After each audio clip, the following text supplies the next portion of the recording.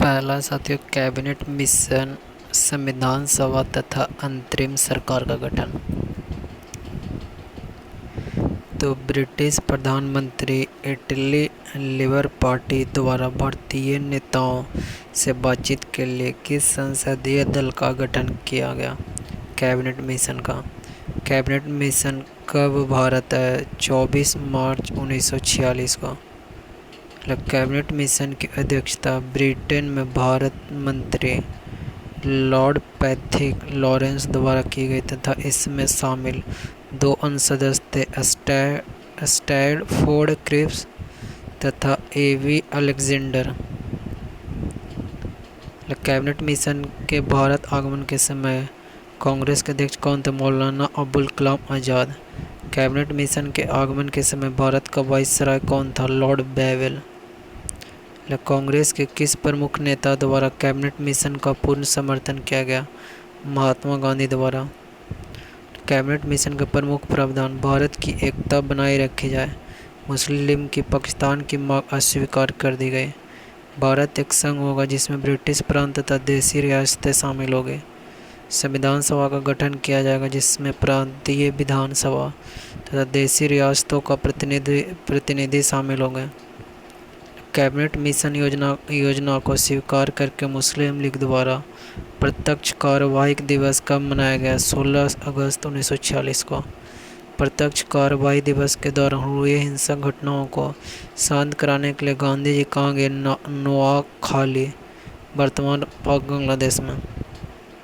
नोआखाली में गांधी जी के विवेक एवं साहस को देखकर माउंटबेटन द्वारा उन्हें कौन सी उपाधि दी गई? One man boundary force. वर्ष 1922 के कांग्रेस अधिवेशन में किसके द्वारा यह विचार प्रस्तुत किया गया था कि भारतीय संविधान भारतीयों की इच्छानुसार ही होगी? महात्मा गांधी द्वारा।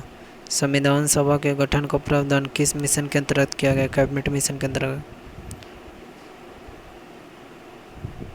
आगे, कैबिनेट मिशन योजना के अनुसार जुलाई 1946 में संविधान सभा के चुनाव हुए थे जिसमें प्रांतों के लिए 296 सदस्यों के लिए ही चुनाव हुए हैं। कांग्रेस के 208, मुस्लिम लीग के 73 और 15 अन्य दलों का स्वतंत्र उम्मीदवार निर्वाचित हुए। संविधान सभा का पहला सत्र कब आयोजित किया गया?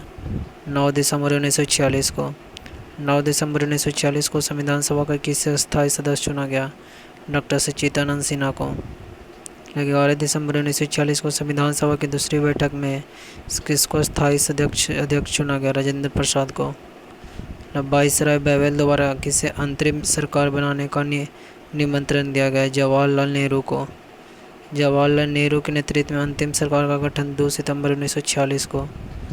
लियाकत अली सहित मुस्लिम लीग के 5 सदस्य कब अंतरिम सरकार में शामिल हुए? 26 अक्टूबर 1946 को। अंतरिम सरकार का मंत्रिमंडल, जवाहरलाल नेहरू कार्यकारी परिषद के उपाध्यक्ष, विदेशी मामले एवं राष्ट्रमंडल से संबंधित मामले, वल्लभ भाई पटेल, गृह सूचना एवं प्रसारण विभाग तथा रियासत संबंधी मामले, बलदेव सिंह रक्षा विभाग, जॉन मथाई उद्योग एवं आपूर्ति विभाग, श्री राजगोपालाचार्य शिक्षा विभाग, CH भाभा कार्य खान तथा बंदरगाह, राजेंद्र प्रसाद खाद्य एवं कृषि विभाग, आसफ अली रेल विभाग, जगजीवन राम श्रम विभाग, लियाकत अली खां वित्त विभाग। अशरफ उल्लाह खां पहले मुस्लिम क्रांति थे जिन्हें स्वतंत्र संघर्ष के दौरान फांसी दी गई। भारत का विभाजन एवं स्वतंत्रता।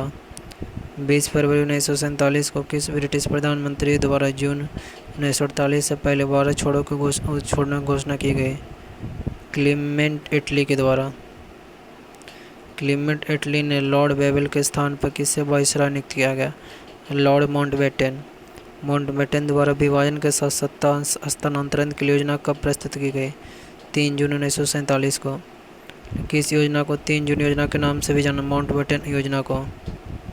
माउंटबेटन योजना का प्रमुख प्रावधान, पंजाब और बंगाल में हिंदू मुसलमान बहुसंख्यक जिले के प्रांतीय विधानसभा के सदस्यों की अलग बैठक बुलाई जाए, उनके प्रतिनिधियों का निश्चित करना था कि प्रांत का विभाजन हो अथवा नहीं।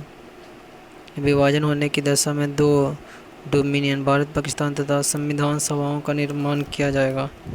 उत्तर पश्चिमी सीमांत प्रांत तथा असम के सिलहट जिले में जनमत संग्रह द्वारा यह पता लगाया जाएगा कि वे भारत के किस भाग के साथ रहना चाहते हैं। विभाजन के गतिरोध को दूर करने के लिए एक सीमा आयोग का गठन किया जाएगा। भारत विभाजन के संदर्भ में वर्ष 1947 में नियुक्त सीमा आयोग के अध्यक्ष किसने के? Serial Radcliffe. कांग्रेस के किस अधिवेशन में भारत के विभाजन का प्रस्ताव स्वीकृत किया गया? दिल्ली अधिवेशन। भारत के विभाजन स्वीकार किए जाने के समय कांग्रेस के अध्यक्ष कौन थे? जेवी कृपलानी। वह कौन राष्ट्रवादी मुस्लिम था जिसे विभाजन को कहीं स्वीकार नहीं किया? खान अब्दुल गफ्फार खान। माउंटबेटन ने भारत की आज़ादी के लिए डिक्की वर्ड प्लान तैयार किया था जिसे नेहरू ने यह कहते हुए स्वीकार कर दिया था कि यह योजना भारत के बल्कनीकरण को आमंत्रित करेगी, इसलिए यह योजना बाल्कन प्लान भी कहा जाएगा। आगे ब्रिटिश संसद द्वारा 18 जुलाई 1947 को किस नाम से माउंटबेटन योजना स्वीकृति प्रदान की गई? भारतीय संविधान अधिनियम 1947। भारतीय स्वतंत्रता अधिनियम 1947 के प्रमुख प्रावधान। 15 अगस्त 1947 से भारत को भारत और पाकिस्तान नामक दो भागों में बांट दिया जाएगा। प्रत्येक अधिराज्य डोमिनियन में एक गवर्नर जनरल होगा जिसकी नियुक्ति इंग्लैंड का सम्राट करेगा। नए संविधान का निर्माण होने तक दोनों राज्यों का प्रशासन भारत शासन अधिनियम 1935 के अनुसार चलाया जाएगा। भारतीय रजवाड़ों को स्वतंत्र रहने का विकल्प नहीं दिया जा सकता है, उन्हें या तो भारत में रहना होगा या पाकिस्तान में। भारत की स्वतंत्रता के समय कांग्रेस का अध्यक्ष कौन थे? जेवी कृपलानी। भारत का अंतिम वाइसराय कौन था? Lord Mountbatten. स्वतंत्र भारत के प्रथम गवर्नर जनरल कौन थे? Lord Mountbatten. स्वतंत्र भारत के प्रथम और अंतिम भारतीय गवर्नर जनरल श्री राजगोपालाचारी। ये वाला बहुत इंपॉर्टेंट, ये वाला। भारत की स्वतंत्रता के समय कांग्रेस के अध्यक्ष जेवी कृपलानी। भारत का अंतिम वाइसराय लॉर्ड माउंटबेटन। स्वतंत्र भारत के प्रथम गवर्नर जनरल लॉर्ड माउंटबेटन। स्वतंत्र भारत के प्रथम और अंतिम भारतीय गवर्नर जनरल श्री राजगोपालाचारी। कांग्रेस के किस प्रमुख नेता ने स्वतंत्रता दिवस के समारोह में भाग नहीं लिया? कांग्रेस महात्मा गांधी ने 15 अगस्त 1947 की मध्यरात्रि में केंद्रीय असेंबली में जनगण मन तथा इकबाल द्वारा रचित सारे जहां से अच्छा हिंदुस्तान हमारा किसके द्वारा गाया गया था? एस.एम. सुब्बुलक्ष्मी के द्वारा। प्रथम और भारत के प्रधानमंत्री की नियुक्ति किसके द्वारा की गई? गवर्नर जनरल के द्वारा। पाकिस्तान का प्रथम गवर्नर जनरल कौन था? मोहम्मद अली जिन्ना। भारतीय संविधान को पूर्ण रूप से कब लागू किया गया? 26 जनवरी 1950 को। भारत की स्वतंत्रता के पश्चात लोकसभा के प्रथम अध्यक्ष जी.बी. मावलंकर। आगे गांधी जी की मृत्यु 30 जनवरी 1947 पर जवाहरलाल नेहरू ने कहा था हमारे जीवन से प्रकाश गायब हो गया। चैनल सब्सक्राइब कीजिए ज़्यादा से ज़्यादा लोग